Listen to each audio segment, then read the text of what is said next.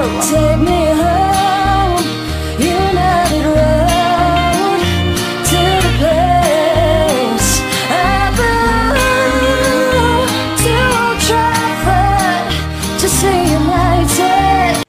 Glory glory Manchester United. Selamat datang kembali di United Circle. Ya, MU kedatangan kiper pelapis baru, Altay Bayindir. Ya, ini sedikit mengejutkan. Justru malah gue pikir Dean Henderson yang malah jadi pelapis dari Andre Onana. Tapi ya, Dean Henderson telah mengambil keputusan bahwa dia akan hengkang di musim ini, dan dia sudah menyelesaikan tes medis di Crystal Palace dan dikabarkan sudah resmi menjadi pemain Crystal Palace. Ya, tentu tersisa kiper United itu hanya dua, Andre Onana dan Tom Heaton. Dan seperti kita ketahui bahwa kemarin Bishop dan Kovar juga kiper dari tim Akademi United telah pergi ya. Dan Erik ten Hag juga membutuhkan sosok pelapis. Jadi kalau dibilang United butuh kiper, ya dibilang nggak butuh. Tapi kalau dibilang nggak butuh, ya butuh banget. Dalam arti kalau Tom Heaton cedera dan Andre Onana misalnya kena suspend ataupun dia cedera, kan otomatis Erik ten Hag hanya punya kiper dari tim akademi.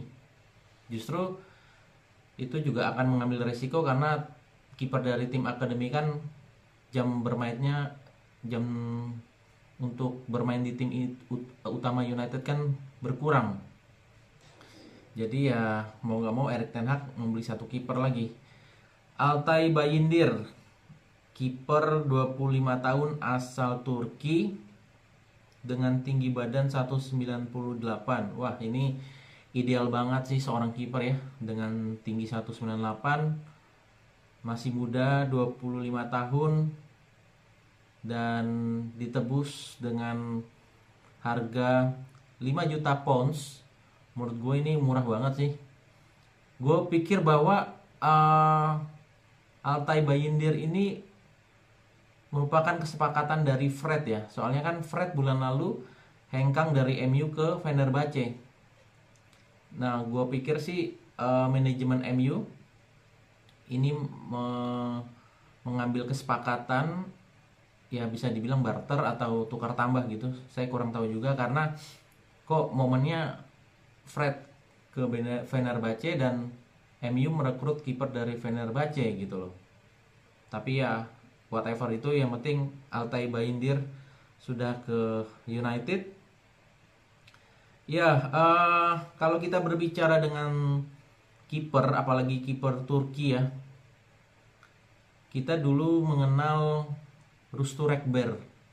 Itu kiper gemilang yang sempat meroket di tahun 2002 waktu Piala Dunia. Itu benar-benar kiper Turki yang paling legend sih menurut gua. Gua masih ingat waktu itu nonton Piala Dunia ya, Turki dengan kiper yang ciri khasnya Rustu Rekber kalau nggak salah namanya. Jadi benar-benar melakukan save yang sangat luar biasa. Dia merupakan kiper shoot stopper, tingginya juga proporsional di atas 188 Rustu Rekber. Kemudian kalau kita bandingkan dengan Altay Bayindir, sama-sama dari Turki, dan Altay Bayindir ini juga menjadi kiper pertama dan pemain pertama Turki yang bermain untuk Manchester United. Ini patut kita tunggu sih bagaimana debutnya dari Altay Bayindir. Kalau untuk Premier League lawan Arsenal besok, kayaknya Altay Bayindir paling hanya jadi pemain cadangan ya, karena kiper utama masih dipegang oleh Andre Onana. Ya, mungkin Altay Bayindir ini bermain di Piala FA atau di Carabao Cup, ya kan? Karena kalau Onana kan lebih jatahnya ke Premier League dan UCL. Ya, Altay Bayindir menjadi pemain Turki pertama yang bermain untuk United.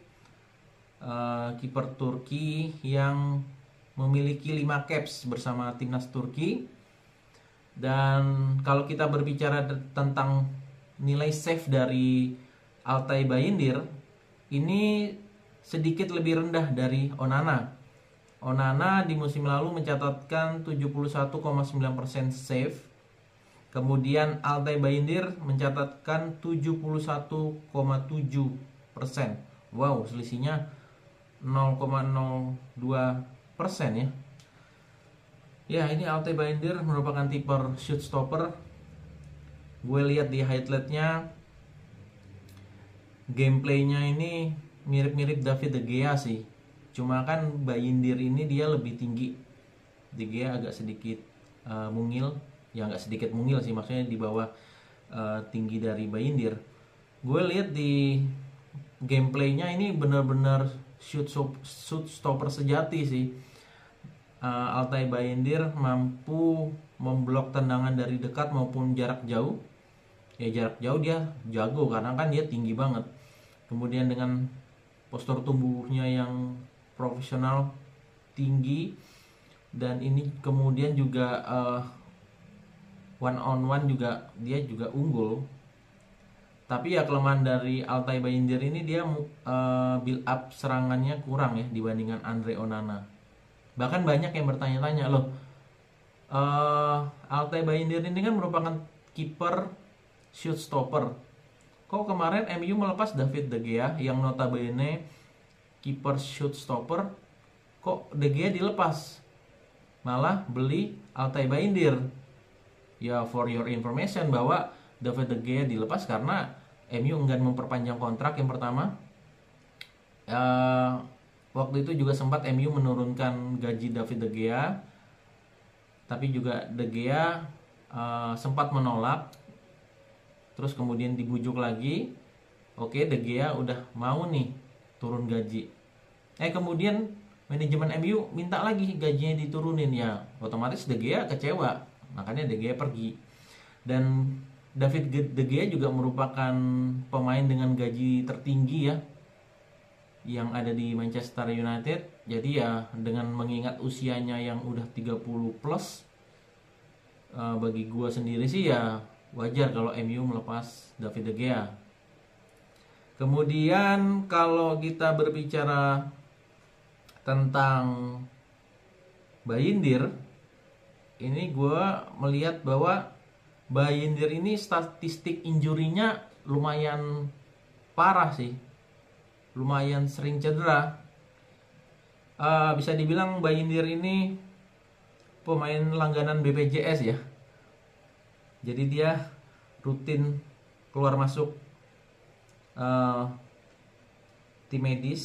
Kemudian kalau kita berbicara riwayat cedera di tahun 2021, dia sempat berbenturan dengan pemain Konyaspor, yaitu Serdar Gürler, sehingga membutuhkan pemulihan waktu sekitar 3 bulan lebih, 100 hari pasca operasi sendi bahu. Kemudian di tahun 2022/23 Bayındır cedera lagi. Tercatat dia 4 kali cedera nih.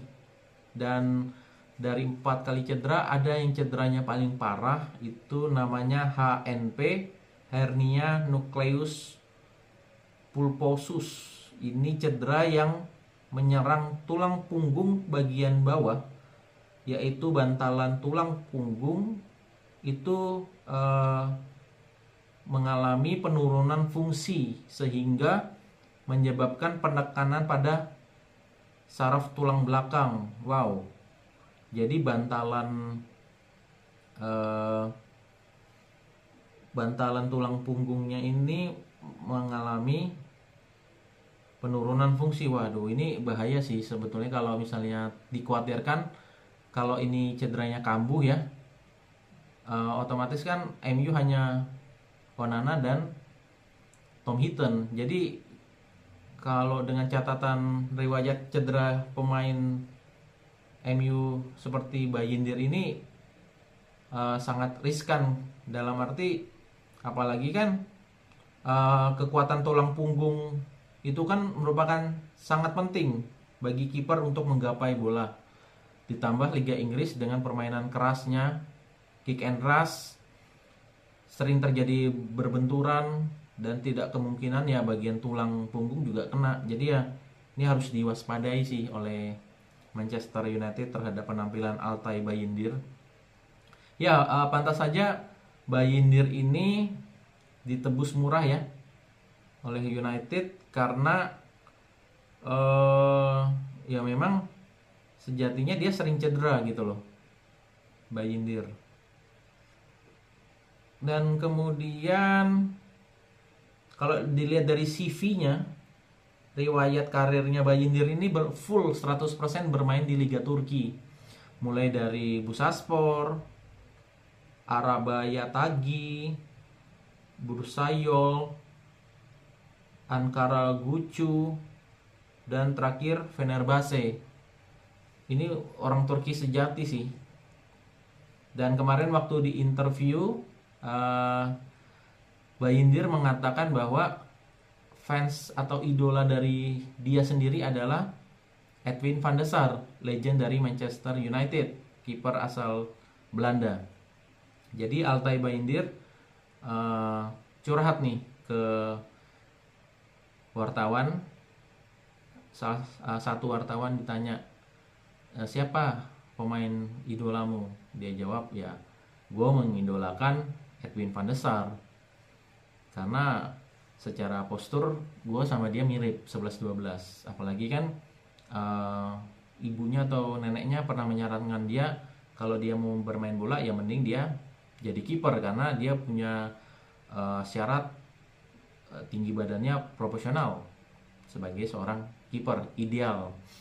Jadi ya dia bilang, gue akan